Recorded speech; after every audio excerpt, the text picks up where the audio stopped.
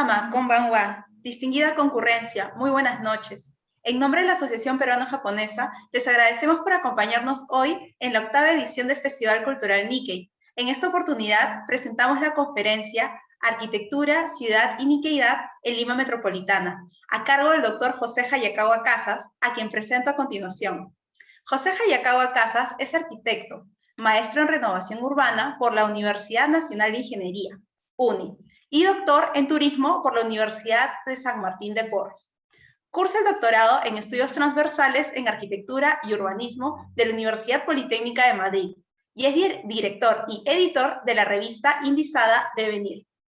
Además, es coordinador de Yuyay, UNI, Grupo de Investigación sobre Patrimonio Cultural. Es miembro asociado del Grupo de Investigación Presencia Japonesa en el Perú, siglos XVII al XXI, del Instituto Ribagüero de la Universidad Católica. Se desempeña como presidente de ICOMOS Perú y como profesor asociado de la Facultad de Arquitectura, Urbanismo y Artes de la UNI. Para acompañarnos con los comentarios y la ronda de preguntas, presentamos al doctor Daniel Saucedo Segami.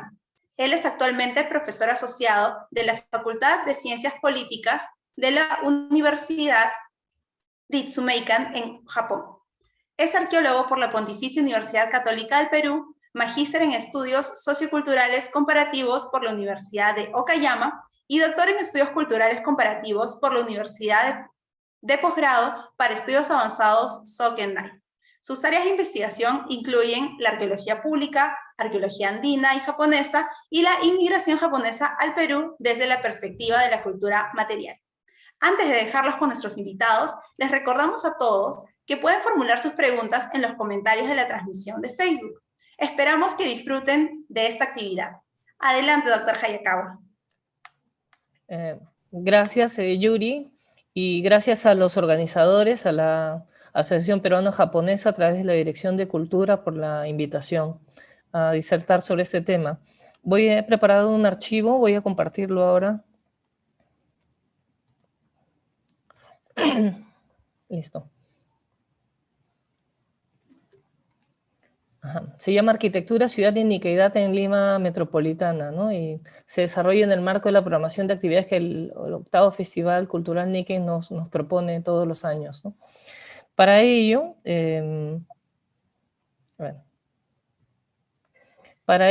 he definido una estructura de contenidos en base a 4 temas básicos. El primero, reflexionar sobre el tema de lo Nikkei y la Nikkeidad. Luego, la relación entre los que vinieron del Japón, entendiendo al Perú como horizonte, y luego ya entraremos específicamente en lo edificado, en la dimensión arquitectónica y urbana de esta Nikkeidad, ¿no? Para ello hay una cuestión previa que quisiera señalar para contextualizar un poco la disertación y un brevísimo colofón que también quería compartir con ustedes, ¿no? Intentaré hacerlo en el tiempo que me han asignado. Entre las cuestiones previas, normalmente el término es cuestión previa, pero considero que hay varias que hay que tomar en consideración, ¿no? La primera es que esto es una investigación en proceso que se viene trabajando desde hace ya varios años, y acá hay 2 hitos relevantes del inicio, de la aproximación a esta mirada sobre la migración y el proceso de construcción de peronidades de la Nikkeidad, ¿no? Una denominada Espacios Públicos y Ciudad Monumento Manco Cápac, en el marco del trabajo del Grupo de Estudios e Investigación Presencia de los Japoneses en el Perú del siglo XVII y XX, del Instituto Ribagüero de la Universidad Católica, y luego la invitación a disertar sobre arquitectura tradicional en Japón en el marco de la Semana Cultural del Japón número 42, la primera actividad del 2003 y luego en 2014, que implicaron unas aproximaciones al tema.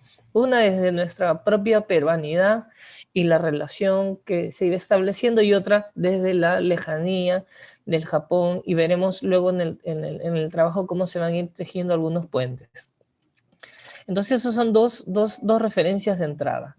Y otra importante que tiene que ver con mi actualidad, como lo mencionó Yuri, el año pasado he iniciado un segundo doctorado, estoy comenzando la investigación de tesis doctoral en estudios transversales de arquitectura y urbanismo en la Universidad Politécnica de Madrid, y ya con ello he planteado algunas reflexiones, ¿no? Fíjense, esta es una imagen muy interesante que tiene que ver con la sede de la Asociación Peruano-Japonesa en San Felipe, en el distrito de Jesús María, ante una visita de gratísima recordación, pero más allá de la anécdota histórica, lo importante es la forma como es abordada. Fíjense, la vestimenta de las niñas intercalan atuendos típicos japoneses y peruanos, ¿no? Entonces, de esto va un poco la exposición. Esta es justamente la carátula, una exposición que tuve hace una semana, que es una investigación centrada entre 1899 y el 2019, ¿no? O sea, 120 años a partir de estudios de casos. Para el tema de lo Nikkei y la Nikkeidad, he utilizado dos definiciones que parecen muy relevantes. La primera de Amelia Morimoto del año 89, que en un texto que se llama La población de origen japonés en el Perú, perfil actual, donde hablaba de Nikkei como apócope de Nikkeijin, que significa japoneses de ultramar o fuera del territorio del Japón.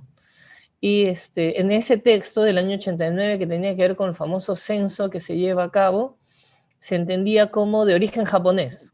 Y ello incluía no solo a los inmigrantes, también a sus descendientes, ¿no? Pero fíjense la definición de la Asociación Peruano-Japonesa, una definición institucional. El término Nikkei define a todas aquellas personas descendientes japoneses que incluyen a los de ascendencia mixta, es decir, aquellos que tienen origen japonés por línea materna o paterna. En realidad, en ese tránsito de casi 30 años, ¿no? Claro, no hay una mayor modificación desde la definición que había planteado Amelia Morimoto, con la que luego vemos en un periodo muy, muy reciente desde el lado institucional. Pero cuando analizamos más bien las reflexiones y conceptos en términos de la Nikkeidad, sí hay algunos aportes muy relevantes. Una investigadora mexicana con filiación peruana, Dajil Melgar, en el 2011, hace 10 años, publicó esta reflexión que me parece muy, muy valiosa. Este primer encuentro entre los japoneses y los latinoamericanos terminó siendo peliagudo y difícil, pero luego surgió el concepto de los Nikkei, que permitió ayudar a entender la idea de una nueva identidad de carácter positivo que asume lo mejor de las dos culturas, lo japonés y lo latinoamericano, o en este caso lo peruano, como una mezcla, ¿no? Y de hecho, en este portal Discover Nikkei, es un proyecto también interesante, refieren que la identidad pues no es estática, ¿no? Implica construcción simbólica, social, histórica y política, ¿no? Y eso implica selección, reinterpretación y síntesis de estos elementos culturales en contextos que cambian, ¿no? Que fluyen permanentemente y más en este contexto contemporáneo. Y ahora con la virtualidad eso se ha exacerbado más todavía. Lo interesante al comparar estas definiciones de Nikkei y Nikkeidad es como hay un tránsito que va de un acento esencialmente en lo étnico a un traslado hacia lo cultural, ¿no? Entonces es más bien lo rasgo cultural lo que ahora empieza a destacarse como referencia para encuadrar este tipo de investigaciones, ¿no? ¿En qué condiciones surge esta llegada de la migración japonesa, ¿no? En 1899. Bueno, hay antecedentes de una migración no por contrato que se produce ya desde el siglo XVII, el famoso padrón de indios en 1613, ¿no? La participación en la construcción del puente de piedra, nos hable de alguna llegada de personas, de ciudadanos probablemente de ascendencia japonesa, de origen japonés, que pueden haber llegado a través del virreinato de Nueva España y ellos a través del galeón de Manila, probablemente, ¿no? Pero en sí es verdad que en 1899 se inicia con el viaje al Sakura Maru, este tránsito que va trayendo de una manera institucional y formal la presencia de poblaciones japonesas, ¿no? Y para ello es importante reconocer el recorrido, ¿no? En 1899 se inicia, pero ya desde 1873 se van estableciendo primeros contactos y el Perú se transforma en el primer país de América Latina en establecer ese contacto con el Japón. Y luego van construyendo, primero con migración por contratos, luego también por matrimonio, o el yobiyose, por ejemplo, formas diferentes de vinculación en contextos que también van mutando en el tiempo, pero es todo un recorrido que va a ir construyendo vínculos y lazos que vamos a ir rastreando a través del rasgo edificado. Esta travesía tenía destinos finales diversos, ¿no? En este caso, fíjense, mencionan localidades como Huacho, como Cayaltí, Pomalca, como Palpa en Ica o Puente Piedra en el Perú, perdón, en Lima, que tienen orígenes diversos también, ¿no? Hiroshima, Tokio, Yamaguchi, Niigata. Queda claro que la migración japonesa es esencialmente okinawense, o sea, más que japonesa es claramente okinawense para tratar de incidir de una manera más específica. Esto es diferente a lo que ocurre en otros lados, ¿no? Como por ejemplo en México, ¿no? En Brasil tienen otro tipo de procedencia.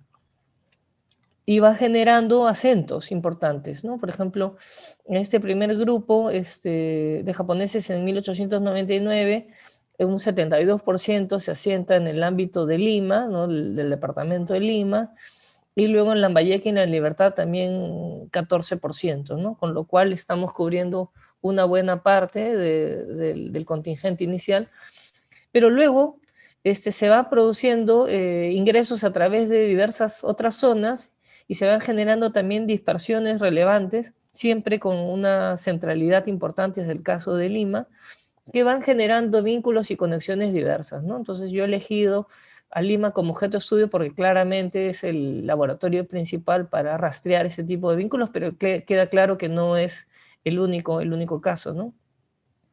Bueno, de hecho estoy compartiendo con ustedes una fotografía muy personal, es una fotografía de mi abuelo, Sotaro Hayakawa, y su familia, ¿no? Que él se casa con una ciudadana peruana que vivía en el límite entre Lambayeque y La Libertad, de donde procedía mi abuela Sofía Ramírez y sus 5 hijos. Como una expresión de esta dispersión y distribución mucho más amplia que se va dando con el tiempo, ¿no? Y como lo habíamos mencionado, por ejemplo, para el caso de Lima, van entrando esencialmente a través del puente del Callao o puerto de Ancón, por ejemplo, ¿no? Y van ocupando una serie de haciendas donde se van asentando, ¿no? Como Puente Piedra, Caudivilla o Estrella, por ejemplo, ¿no? En términos de lo económico, esta comunidad de ascendencia japonesa va desarrollándose rápido, o sea, una vez que superan esta primera etapa de la migración por contrato, que era esencialmente para trabajos en actividades agrícolas o rurales, ante el incumplimiento de las condiciones laborales, dejan estos espacios rurales y se van adentrando en las ciudades, ¿no? Y van desarrollando diversos oficios, ¿no? Pueden ver acá cómo hacia 1909, a partir de datos de la doctora Mari Fukumoto, podemos ver cómo se van destacando actividades vinculadas a peluquerías, por ejemplo, carpinterías, habían raspadilleros, obreros, ¿no? Y cómo van cambiando en pocos años, del 909 al 914, y van diversificando su actividad económica, ¿no? Panaderos también, por ejemplo. En ese contexto, ¿cómo entender las arquitecturas de la niqueidad, ¿no? Aquí yo debo señalar que buena parte de lo que les voy a mostrar ahora se ha desarrollado, igual como les he mencionado en algunos otros casos, a partir de experiencias desarrolladas en espacios universitarios, ¿no? Por ejemplo, en la investigación primera, donde estábamos viendo el tema de las procedencias y tal, se desarrolló en el marco de una ponencia, de la ponencia trabajada para el caso de la estatua de Manco Cápac y el espacio público, la plaza de Manco Cápac, con apoyo de los egresados Arturo Aguirre y Sandra Garro, ¿no? En el marco del grupo de investigación de la Universidad Católica, ¿no? Y esto que les voy a mostrar es un trabajo desarrollado con los alumnos del curso de Historia y la Arquitectura Peruana de la Universidad Nacional Federico Villarreal. De hecho, algunos investigadores y funcionarios de la Dirección de Cultura han podido observar, digamos, los avances, ¿no? La evolución un poco de este tema, ¿no? que pone un primer acento en esta forma en la cual se van relacionando, se van diversificando desde el punto de vista económico y van estableciendo, o sea, eso se va traduciendo en la ocupación, en la reutilización y el reciclaje de una serie de edificaciones que expresan esos primeros vínculos y contactos, ¿no? Esta es una página de la compañía Suetomi, vinculada a la provisión de prendas, de vestimentas y de utensilios, herramientas, de una gran demanda, ¿no? Es una publicación de hace algunos años, pero que expresa bien este cuadro, este gráfico que les quería mostrar, ¿no? Donde el principal énfasis está planteado en una etapa hasta la finalización de la Segunda Guerra Mundial, 1899-1945, con una fuerte atención a edificaciones sobre el tema de comercio, pero también, perdón, vinculadas a actividades industriales, actividades educativas y residenciales y también institucionales, ¿no? En este ejercicio llevado a cabo en el marco de la Facultad de Arquitectura y Urbanismo de la Universidad Nacional Federico Villarreal, en el curso que les mencioné, elegimos en esta primera etapa 7 edificaciones, de las cuales hemos, ahora voy a presentar con más detalle 3 de ellas, pero aparte de las que ahora voy a desarrollar, tenemos, por ejemplo, algunas en la Quinta Hering, que tenía que ver con la Embajada de Japón, con una infraestructura educativa también en Santa Beatriz, una vivienda en el Callao, la Casa Ucuchiquina, y otra edificación de tipo fabril, ¿no? Otra fábrica. Ahora les voy a mencionar una. Este es el caso de la fábrica de madera y carpintería de Shintaro Tominaga, quien junto con su hermano emigran al Perú y luego progresivamente van progresando y eso se va traduciendo en la implementación de fábricas, ¿no? En este caso en La Victoria. Para ello he seleccionado este caso de la fábrica de madera, desarrollada justamente a partir de la reconstrucción de la planta de la fábrica, donde destaca un edificio construido a la usanza de la arquitectura tradicional del Japón, ¿no? O sea, la planta era una planta industrial, era un cerco con una edificación bastante amplia, con poca densidad, donde estaban las secciones de aserramiento y de carpintería, la sección de máquinas, pero una vivienda construida al estilo japonés,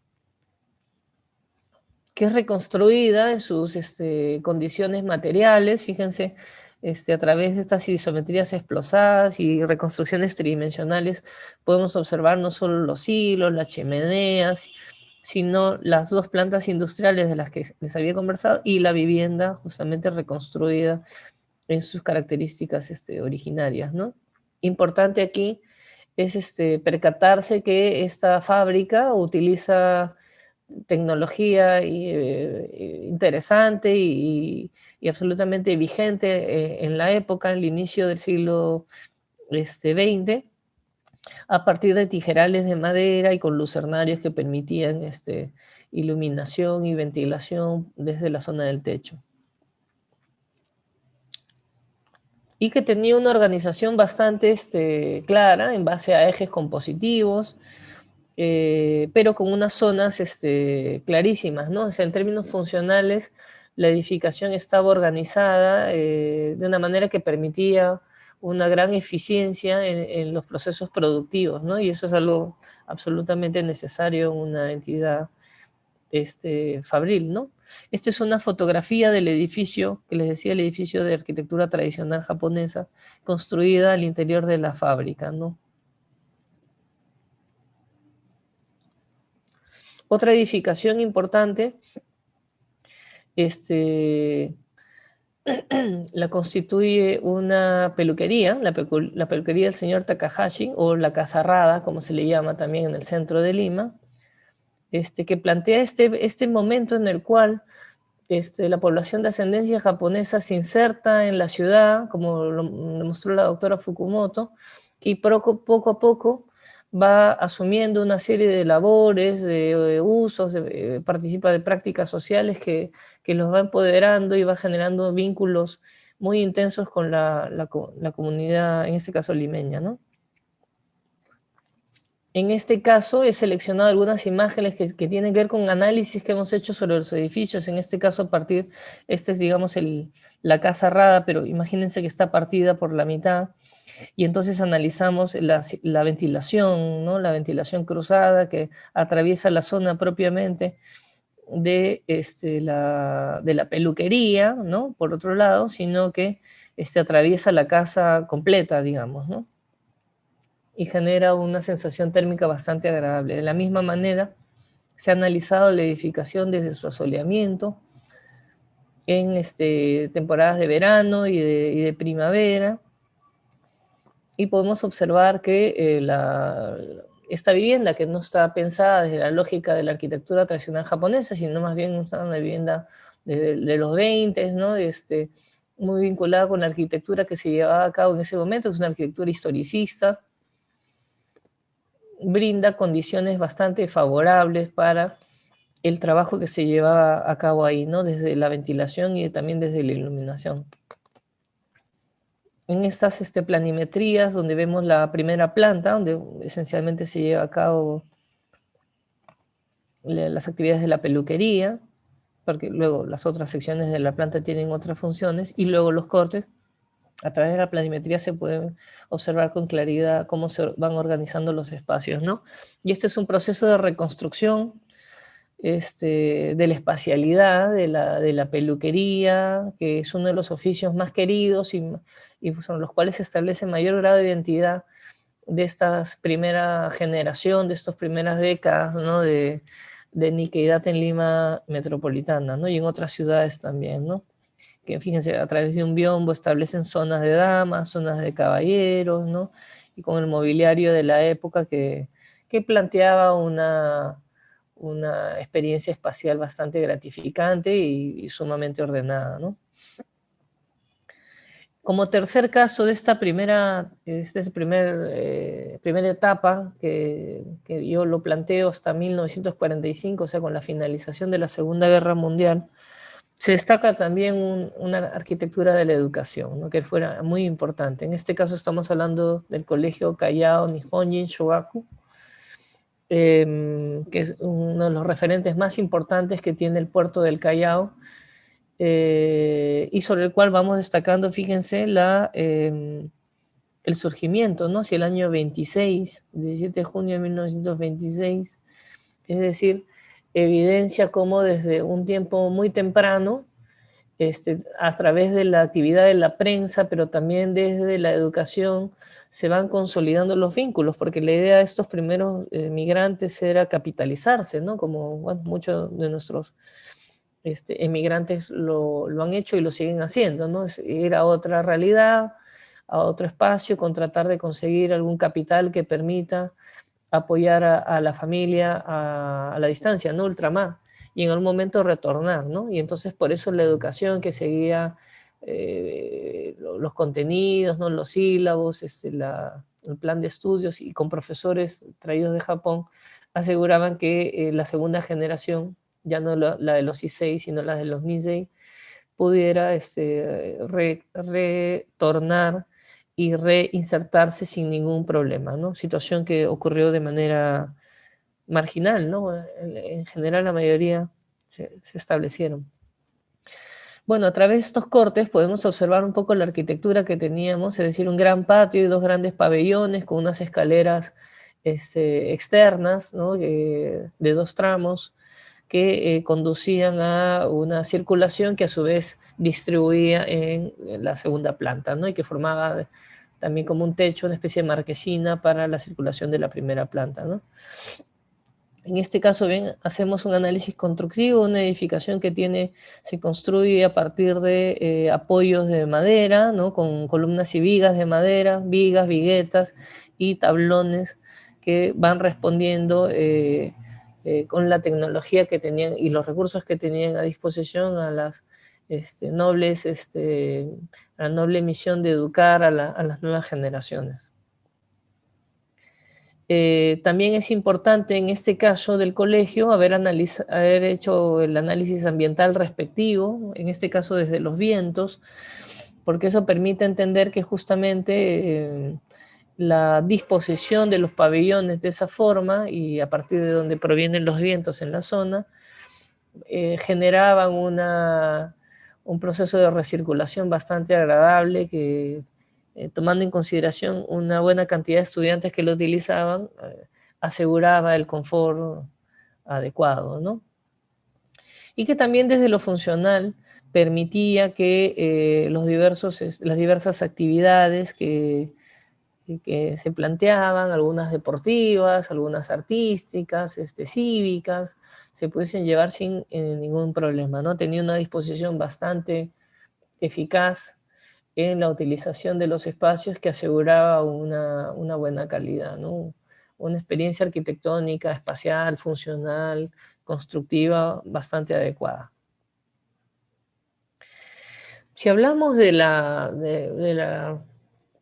arquitecturas de la Niquedad después de la Segunda Guerra Mundial, fíjense que los pesos van cambiando, ¿no? Aquí vemos dos imágenes, una que vieron que utilicé en la tesis doctoral vinculada a esta primera versión de la sede institucional de la Asociación Peruano-Japonesa en San Felipe, en Jesús María, y una foto de la Asociación Estadio de la Unión, ¿no? Del diamante de béisbol.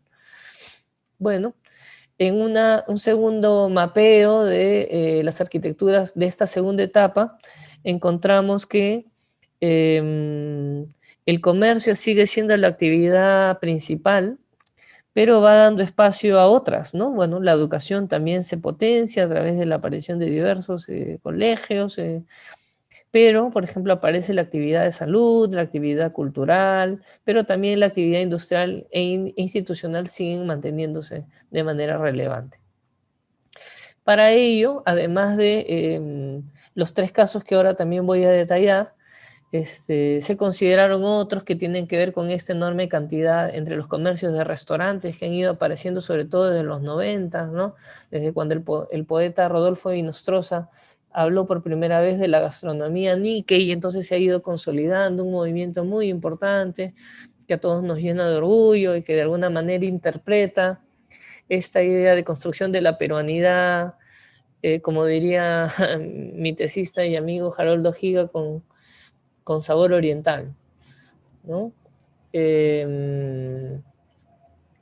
Esta niqueidad como camino de construcción de la peruanidad, como diría el maestro Rolando Tamashiro. También el AELU, ¿no? Es otro de los casos desarrollados, los restaurantes, la sede, por ejemplo, de Perú Chimpo, o de alguna iglesia también. Pero para los tres casos desarrollados, yo he elegido otros usos, dos edificios institucionales que me parece que son fundamentales.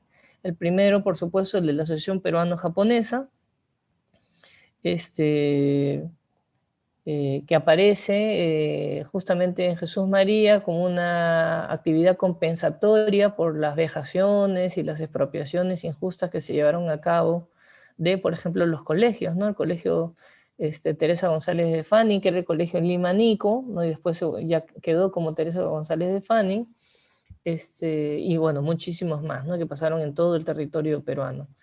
Entonces se cede este terreno en la residencial San Felipe y luego progresivamente se va construyendo, ¿no? El edificio que ahora podemos ver en la actualidad, ¿no? Que tiene un anfiteatro posmoderno, muy bien resuelto, bastante adecuado para el terreno que tienen a disposición, y que plantea un conjunto que mezcla, ¿no es cierto?, las actividades culturales, educativas y guión productivas con la enorme oferta de talleres que se presentan, no solo con las institucionales, sino con el tema de la salud, ¿no? Por esta misión pensada en un principio para los miembros de la misma comunidad de ascendencia japonesa, la comunidad Nikkei, pero que ahora está abierta a toda la comunidad en todos los aspectos, ¿no? En lo cultural, en lo sanitario, en lo educativo, y que evidencia bien ese tránsito de la sociedad central japonesa a la asociación peruano-japonesa,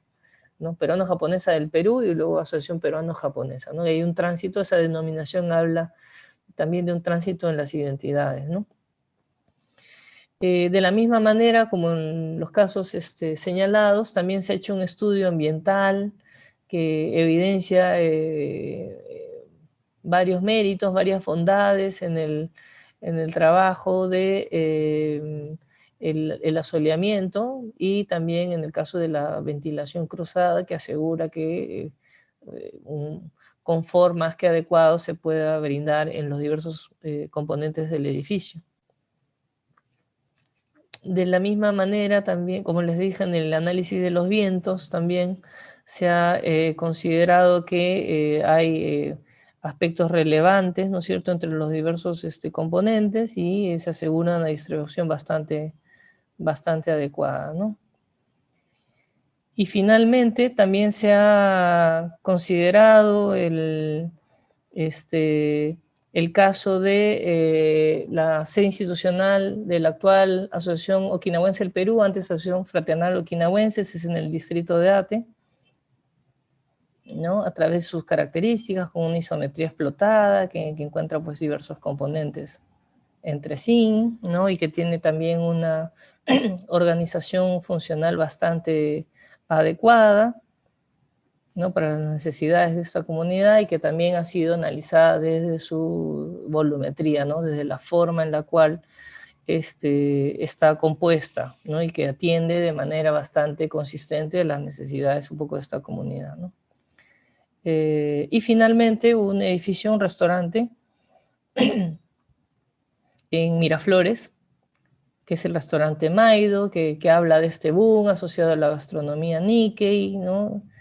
Bueno, algunas representaciones planimétricas en corte y planta, y el estudio de las estructuras que ya corresponde a un edificio de nuestro tiempo, ¿no? Y resuelto a través de estructuras que descargan de manera puntual, a través de zapatas, ¿no?, y vigas y columnas, ¿no? Y que también tiene un confort espacial bastante adecuado, ¿no?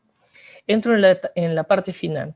En el caso de las ciudades de la Nikkei-edad, lo primero que hay que reconocer en esta primera etapa, antes de la Segunda Guerra Mundial, es que hay una fuerte concentración en la zona del centro histórico de Lima, en el Cercado, pero sobre todo en el centro histórico, en el Callao y en la Victoria, ¿no? Esos son los tres distritos donde la concentración es mucho más fuerte. En este primer momento he elegido un caso que es el monumento y plaza de Manco Cápac, que surge en el marco de las donaciones, ¿no?, de los regalos de las colonias extranjeras al Perú por el primer centenario. El regalo de la colonia japonesa era sin ninguna duda el más excéntrico, digamos, el diferente, porque todos ellos regalaban cosas que tenían que ver con ellos, como por ejemplo el reloj de la colonia alemana o la sala del Palacio de Exposición de los italianos, o una estatua de la libertad de los franceses. En el caso de los japoneses regalan una estatua de Manco Cápac, porque establecen esta vinculación de el pueblo del sol naciente al pueblo de los hijos del sol. Esa era un poco la reflexión, ¿no? Y se lo encargan al artista David Lozano, quien a partir de una sugerencia de Federico Helguera se deciden por plantear una estatua que tenía que ver con este vínculo con el fundador del imperio de los incas, ¿no?, del pueblo de los hijos del sol. Y la ubicación original estaba donde estaría actualmente Grau, la avenida Grau, con la avenida Santa Teresa. Bueno, actualmente Grau es un zanjón, actualmente ahora hay un gran vacío, pero bueno, cuando era una boulevard parisino, ¿no?, de origen francés, se encontraba ahí, ¿no?, en esta ubicación justamente, ¿no? Y esa es la inauguración donde pueden ver a Manco Cápac en la avenida Grau, ¿no? Y bueno, es muy interesante porque fíjense, habían publicaciones de los diarios, ¿no? Fíjense, es muy interesante donde Manco Cápac le habla a Leguía, ¿no? Donde dice: como eres de mi raza y sé de tu bizarría, gustoso te doy mi masa si te hace falta Leguía, ¿no? Donde haya esta especie de reflexión de un grande con otro grande, por lo menos desde la ironía. La comunidad participó activamente cuando se definió ya el tipo de regalo y a través de actividades pro fondos colaboró, ¿no? Esta era la Plaza Manco Cápac, ya no es la que tenemos en la actualidad, que ha sido deshecha totalmente con una intervención de hace algunos años, ¿no? Pero esta era la Plaza Manco Cápac, ya con Manco Cápac en el pedestal, ¿no? Que esencialmente se traslada, porque cuando acaba la dictadura de Leguía, se tumban la estatua de Leguía, que era la Plaza de Leguía, y la Plaza de la Victoria asume, hospeda a la estatua de Manco Cápac en su pedestal. También porque la Victoria es uno de los distritos donde se genera un desarrollo más potente vinculado a la niqueidad, porque se encontraba un hospedaje por el cual los migrantes en las primeras semanas podían utilizarlo y entonces se volvió un foco muy relevante. Y en la segunda etapa lo que encontramos esencialmente son focos que ya van más allá de estos iniciales, no es que se pierden totalmente, pero aparecen otros, ¿no? Como Miraflores, San Isidro, Surco, ¿no? Y en el caso de la Victoria, por ejemplo, la zona de Santa Catalina, ¿no? Entonces, en este caso yo he destacado la experiencia del jardín japonés, que no sé si los ubican. Este es el ex Ministerio de Transportes y Comunicaciones, actual Museo Metropolitano, y este era el jardín japonés. Esta es una fotografía del año 75 del Servicio Aerofotográfico Nacional, o sea, tal cual era el año de su inauguración, perdón, del 76, ¿no? Medio año después. Y con la participación de la alumna Mayra Asensio en el trabajo del grupo de investigación Yuyay de la UNI, hemos hecho la reconstrucción de la planta a partir de la fotografía aérea y también de algunos de los ambientes a través de vistas tridimensionales vinculadas con la Casa del Té, la pérgola, y la zona de los estanques y las sendas, ¿no? Las sendas orgánicas que tienen, ¿no?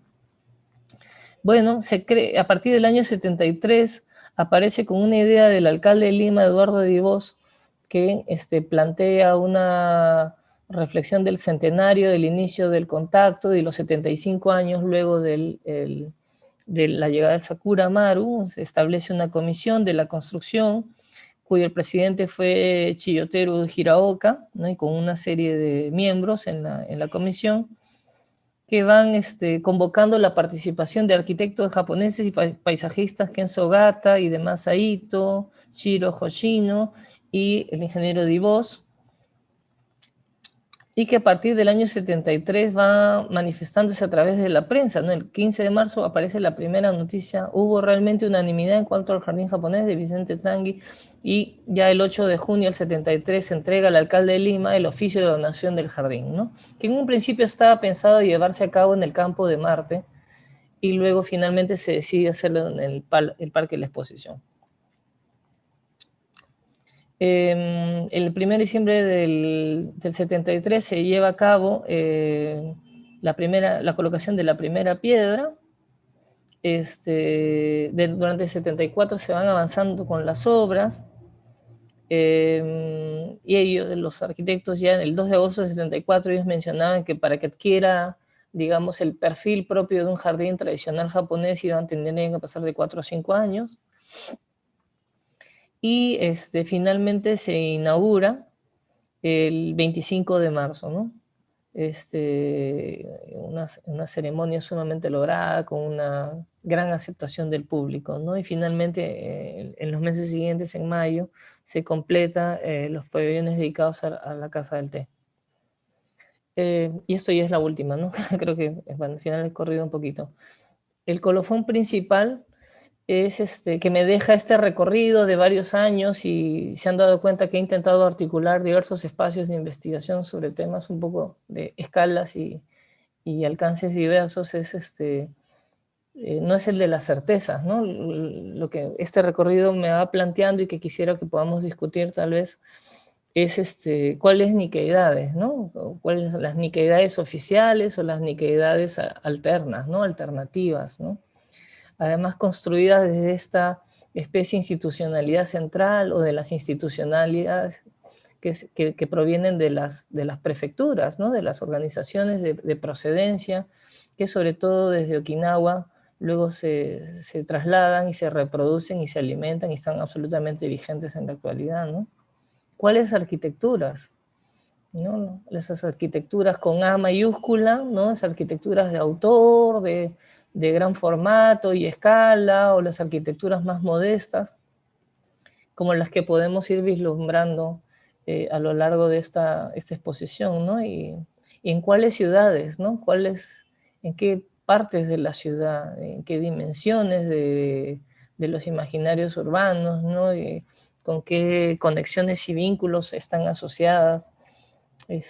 Son preguntas que se me vienen a la mente después de haber hecho no solo el recorrido de estas investigaciones, sino el proceso de irlas articulando en una sola exposición, ¿no?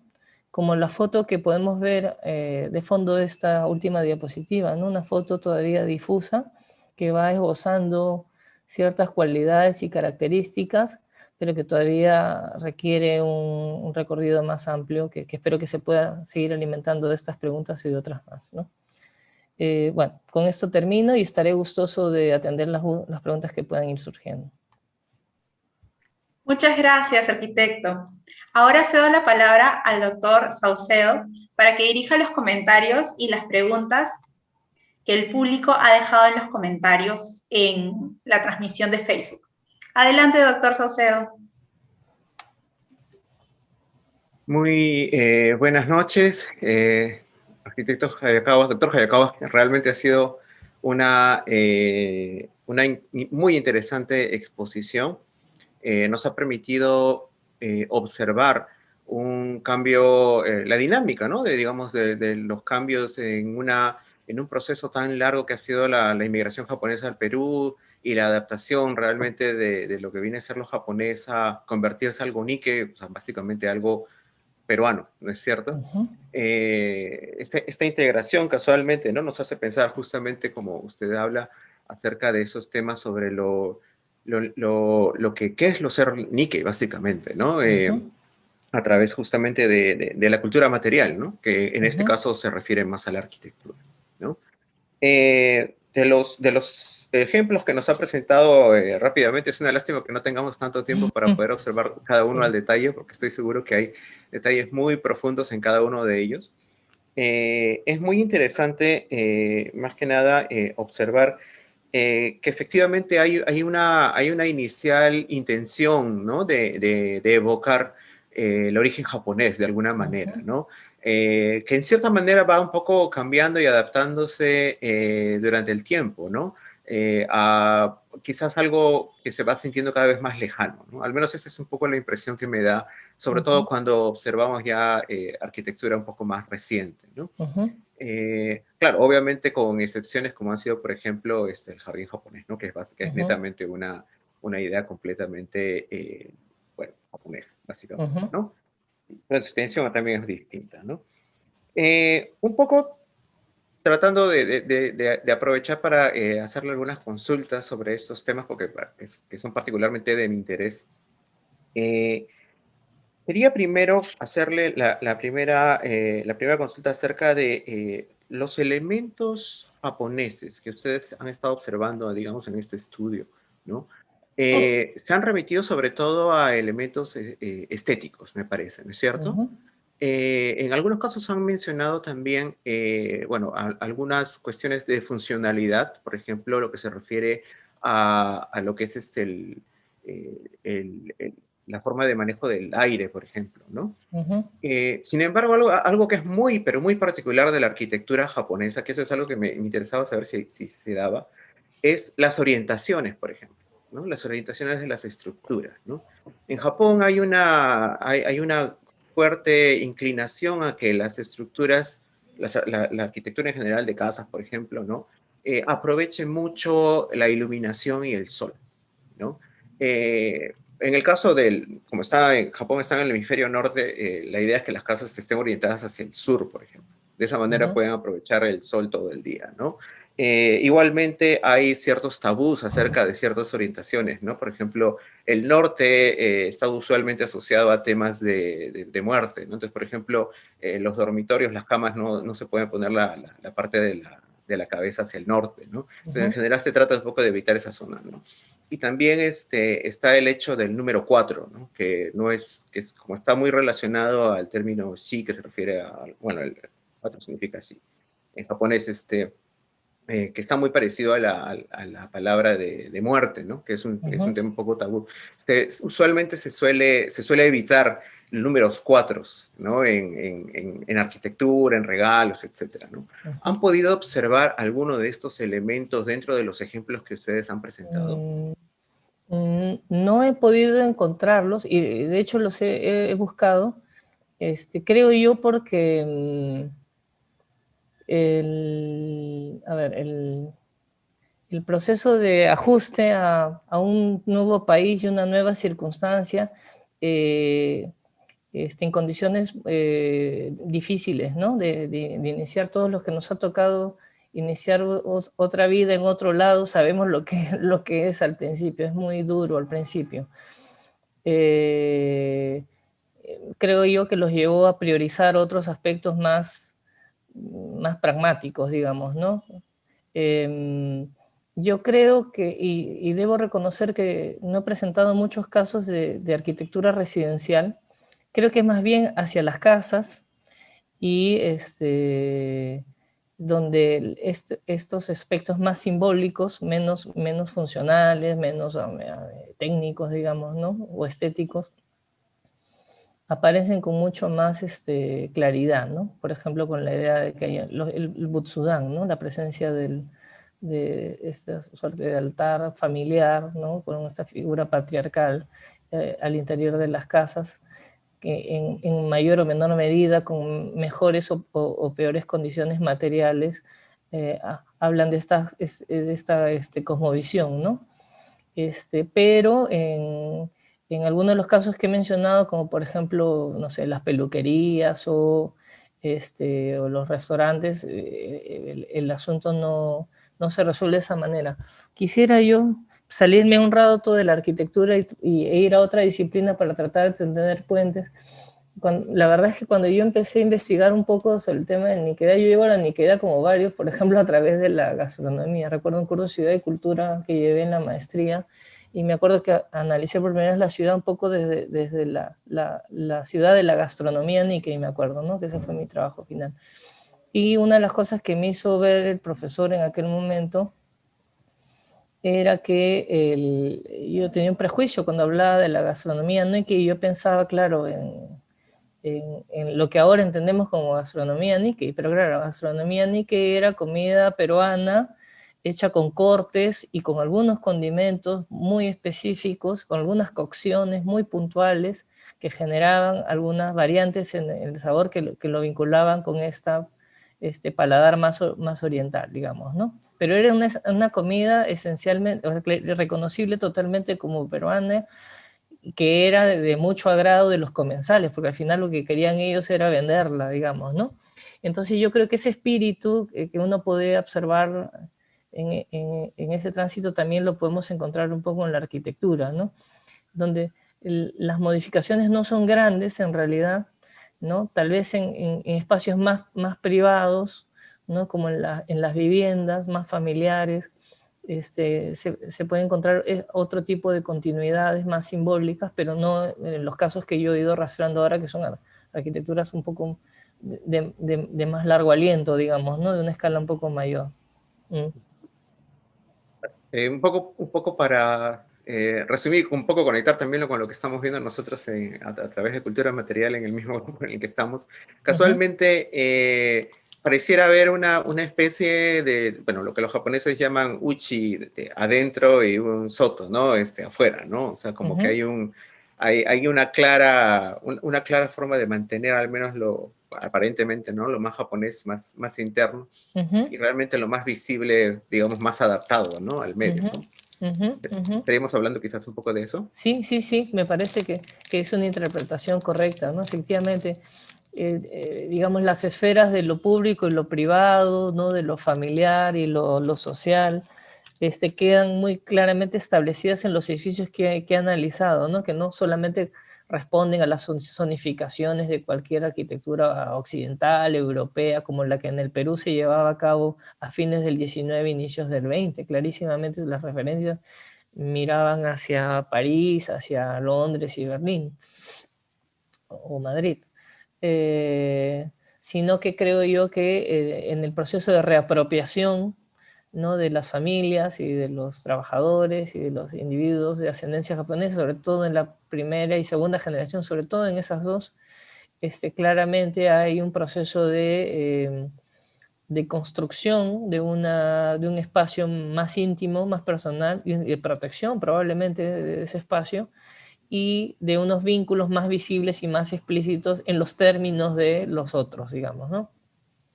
Por supuesto. Muchas gracias, doctor Hayakawa. Realmente este es un tema muy interesante porque nos permite observar, digamos, cosas que realmente no eran visibles, ¿no?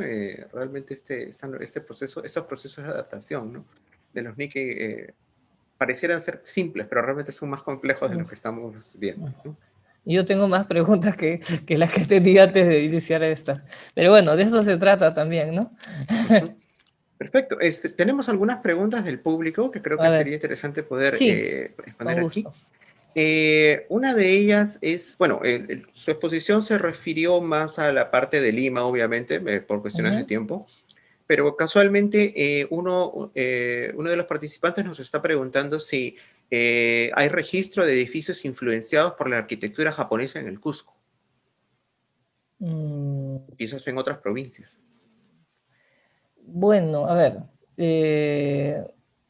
lo que yo conozco, yo sé algo de lo de provincias, no sé mucho, de Lima sé bastante más, de la zona de Lambayeque, porque mi abuelo y mis padres, mi padre y mis tíos vivían allá, mi abuela vivían allá, ¿no? En Chiclayo.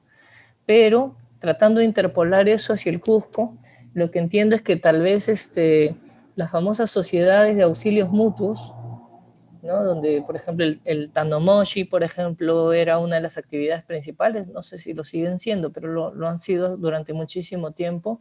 Me imagino que en el Cusco también se deben haber dado. Yo no conozco de algún caso, pero me parece un trabajo de tesis de maestría fabuloso, ¿no es cierto? Es rastrear, por ejemplo, el patrimonio de la migración japonesa en Cusco, habiendo además tan encumbrados representantes como los hermanos Nishiyama, ¿no? Que eran los fotógrafos, que son patriarcas, a ver, con no tanto brillo como Chambi, pero es que claro, Chambi es un gigante a nivel mundial. Pero claro, la escuela de fotografía cusqueña tiene varios padres y los Nishiyama son sin ninguna duda uno de ellos, ¿no? Entonces, teniendo nada más esa referencia, yo me imagino que deben haber muchos Nikkei que en diversos momentos se han asentado en la zona del Cusco. Sería muy lógico que puedan haber también edificaciones de ese tipo, ¿no? Yo apostaría que deben haber tal vez una o varias de esas sociedades de auxilios mutuos o de apoyos mutuos que habían donde habían colectividades, porque eso era una de las cosas, una de las prácticas sociales más difundidas y más positivas que permitió que progresasen rápido ese capitales, porque trabajaban con una lógica no más que de competitividad, de complementariedad, que es algo maravilloso que tenían, que todavía sigue existiendo. Yo creo que podrían haber, sería no tan difícil rastrear alguna de estas edificaciones ahí, ¿no? Y es probable que también en el tema de las viviendas, en este espacio más íntimo, por ejemplo, el Butsudan también se mantuviese, ¿no? Es probable, pero no conozco de un caso específico, lamento no poder darle un nombre en particular. Bueno, es un tema que tiene para mucho ahondar en el futuro, ¿no? Y creo que justamente la gente que está observando este evento puede también activamente participar, ¿no? En este proceso de investigación, porque realmente, bueno, o sea, nosotros como investigadores somos pocos, pero mientras más gente podamos unir, ¿no? Dentro de estos temas podemos entender mucho más esto. Claro que sí, ¿no? Sí. Sí. Otra pregunta que tenemos del público es si quizás usted podría recomendarnos o conoce de algún dato bibliográfico que de alguna manera resuma acerca de los antiguos comercios Nikkei, sobre todo las fondas, las peluquerías, las bodegas? Em, Bueno, más que libros, yo puedo recomendar investigadores que creo que han trabajado esto con bastante rigor, me parece, y lo siguen haciendo, ¿no? Por supuesto, por ejemplo, Amelia Morimoto, por ejemplo, es una investigadora de lectura obligada, me parece, al respecto, por el trabajo tan sistemático que ha hecho. Yo creo que estamos ya a un tiempo del trabajo que se hizo en aquel 1989, con el censo y la publicación del Fondo Editorial del Congreso, sobre los japoneses y sus descendientes, y la verdad es que considerando en las condiciones en las que estaba el país, el trabajo que se hizo es del más alto nivel, ¿no? Realmente con una calidad y un rigor, con un amor maravilloso, ¿no? También el trabajo de la doctora Mari Fukumoto, por ejemplo, me parece también absolutamente meritorio y desarrolla con mucho detalle. Ellas desarrollan bien la mirada más general y panorámica, ¿no? Pero si queremos entrar, por ejemplo, a estas historias regionales de la Nikkeidad, el libro de Luis Roca, Japoneses bajo el sol de Lambayeque, me parece también absolutamente delicioso. Debo confesar que la vez pasada, al revisarlo a detalle, encontrado, con mi padre estábamos revisando, hemos encontrado el pasaporte de mi abuelo, unas fotos de mi abuelo practicando deporte, referencia en el listado de mi abuela Sofía Ramírez, de las esposas de los Issei. Entonces yo creo que necesitamos mucho más de estos esfuerzos de develar a escala ya más de detalle, porque creo que la mirada panorámica la tenemos más o menos resuelta. Perdón, me olvidaba el famoso libro verde, ¿no es cierto?, de la generación, con la edición de Samuel Matsuda, por ejemplo, también me parece es un trabajo potentísimo. Y algunos de los libros más recientes que he ido sacando, ya en formato más institucional, creo la Asociación Peruano-Japonesa también con mucho mérito, ¿no? Por cada una de las conmemoraciones del Centro Cultural, de la misma Asociación Peruano-Japonesa, la migración. Yo creo que han ido aportando episodios, ¿no? Capítulos interesantes a este gran libro de la Nikkeidad, ¿no? Pero creo que lo que falta ahora son capítulos más específicos, ¿no? Por ejemplo, digamos, una mirada más posmoderna, digamos, ¿no? Desde las actividades, desde las regiones, desde los grupos etarios, ¿no? Me parece que ahí hay todo un campo, me parece virgen, casi virgen, ¿no es cierto?, para investigarlo, ¿no? Este libro, por ejemplo, de Lambayeque me parece entrañable, ¿no? Absolutamente entrañable. En esas líneas tendríamos que construir, así como el Perú es un país difícil y diverso, que es difícil construirlo de lo general a lo específico, y desde lo prehispánico, de lo virreinal y hasta ahora, también creo que el tema de la Nikkeidad tenemos que irla construyendo desde el fragmento y no solamente desde el todo, ¿no? Entonces esto que he presentado yo es una parte nada más, ¿no? Desde lo edificado, pero hay varias formas de identificar los fragmentos, ¿no? Los fragmentos pueden ser construidos desde miradas distintas, ¿no? Yo creo que ese es un poco por ahí el desafío. Perfecto, muchas gracias. Hay una pregunta de acá del público que me interesaría un poco también contextualizar porque hemos tenido, con respecto a los aniversarios, ¿no?, importantes de nuestra nación, bueno, el regalo que usted mencionaba, por ejemplo, ¿no?, del monumento a Manco Cápac, ¿no? Casualmente también otro regalo no muy conocido es la piscina olímpica que se hizo por el aniversario, me parece, de Lima, ¿no? Y que, bueno, ahora es parte de lo que es el Estadio Nacional realmente, ¿no? Porque se destruyó, ¿no? Casualmente muchos de los obsequios que se han hecho han tenido, digamos, destinos un poco turbulentos, ¿no? A lo largo de nuestra historia, en el sentido de que no se han mantenido en el lugar original o de alguna manera han sido cambiados, ¿no?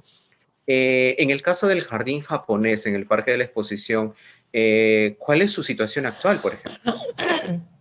Bueno, el jardín japonés tuvo una remodelación en el gobierno, segunda gestión del exalcalde, difunto alcalde Alberto Andrade, ¿no? Donde se intervino todo el Parque de la Exposición y por supuesto el Jardín Japonés también, ¿no?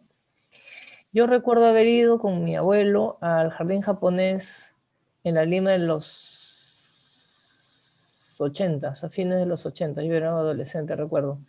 Y unas cosas que recuerdo es que era un oasis, porque tenía un cerco vivo alto y eso de alguna manera generaba un espacio de solaz, ¿no? De tranquilidad. Bueno, no digo de combis porque no habían combis todavía, pero bueno, de la vorágine, ¿no es cierto?, de la avenida 28 de julio, y ahí en ese momento creo que habían más terminales terrestres, ¿no?, de buses y tal. Era la entrada de la Victoria. Entonces, y claro, era un lugar movido, se podría decir, ¿no? Muy bullicioso.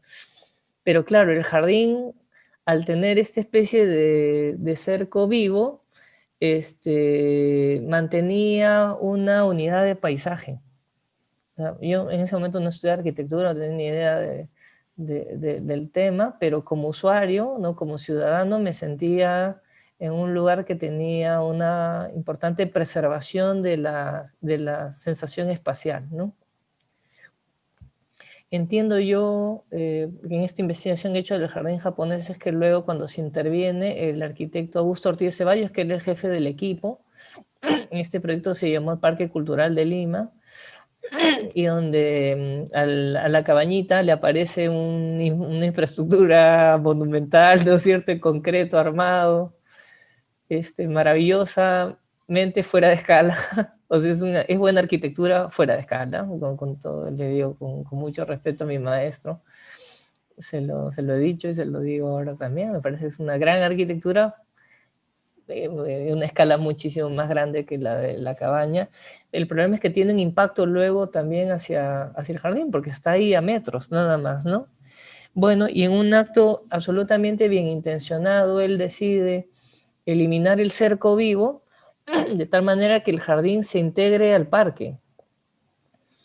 Creo yo, ahora que he estudiado un poco más del tema del paisajismo tradicional japonés, que con eso se ha pervertido un poco el espíritu originario del parque. Yo creo que sería bueno encontrar la manera de recuperar esa unidad de paisaje que creo que se ha perdido, ¿no? Porque además le han agregado una serie de cosas absolutamente inaceptables, ¿no? Como rejas, verjas de fierro, ¿no?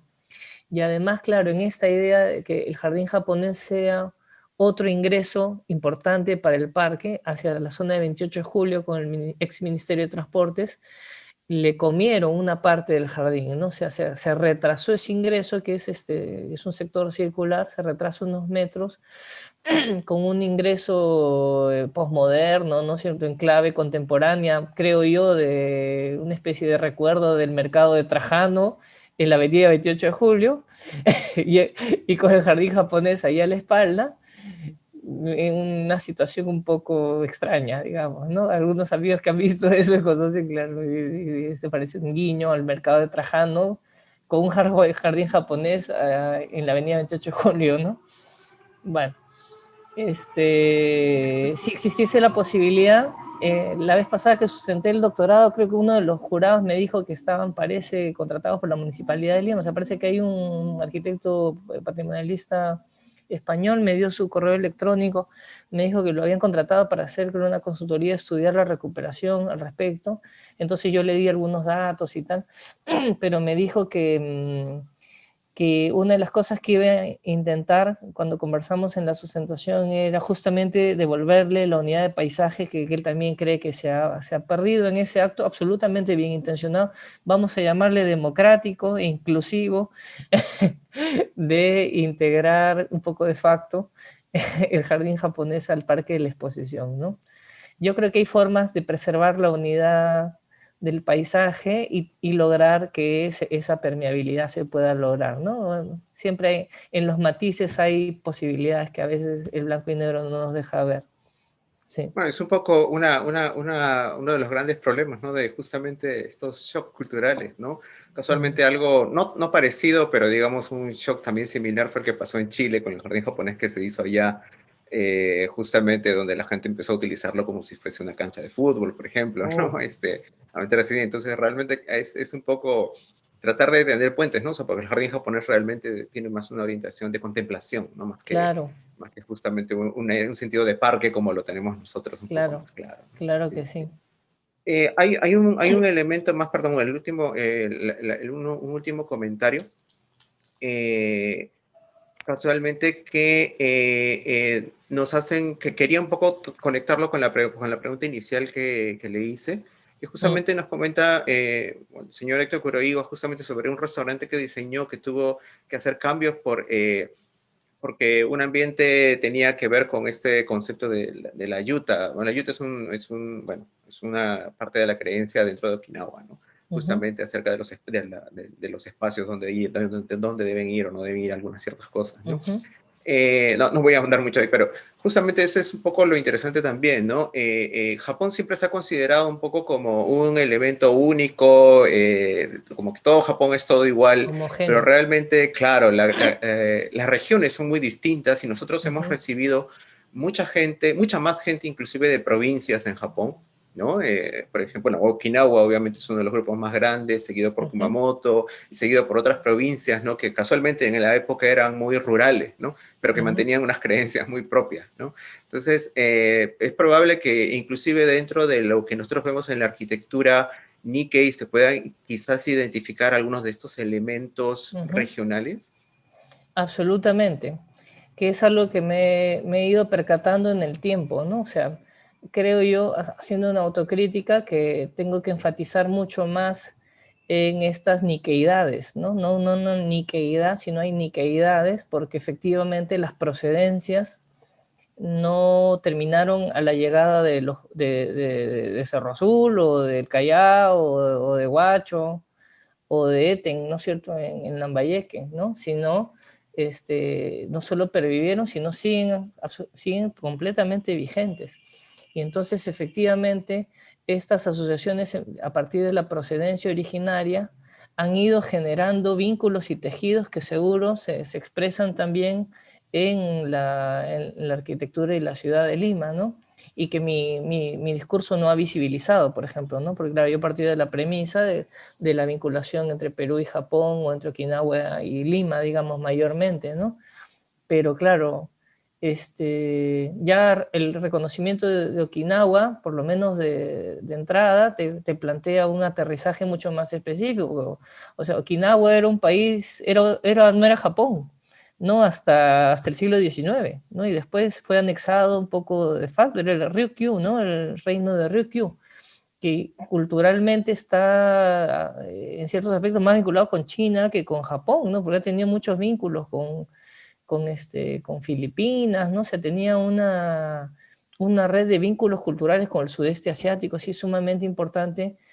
Pero claro, uno piensa en Okinawa, pero Okinawa también tiene, por supuesto, sus comunidades de procedencia que plantean tejidos más específicos, que, por supuesto, por ejemplo, en mi investigación voy a intentar rastrear, ¿no? O sea, he tomado mayor conciencia de aquello y voy a intentar rastrearlo también en esos términos, ¿no? Entonces, claro, la primera conclusión es que no hay una niqueidad, sino hay niqueidades, también desde la procedencia, y probablemente esa categoría de análisis pueda dar resultados también más específicos, ¿no? Más cercanos un poco a lo que seguro ocurrió en todo este tiempo, ¿no?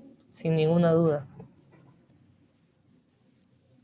Perfecto, arquitecto, muchas gracias. Gracias a ustedes, ¿no? Por la oportunidad. Muchas gracias. Agradecemos a los doctores José Hayakawa y Daniel Saucedo por acompañarnos hoy y compartir con nosotros esta valiosa información. Asimismo, los invitamos el día de mañana, miércoles 28 de abril, a la actividad Cuerdas Nikkei en concierto, en donde ofrecerán una gran mixtura musical que integra el sonido del shamisen, charango y la guitarra. El concierto se transmitirá por el Facebook del Centro Cultural Peruano-Japonés a las 7:30 de la noche. Domo arigatou gozaimashita. Muchas gracias.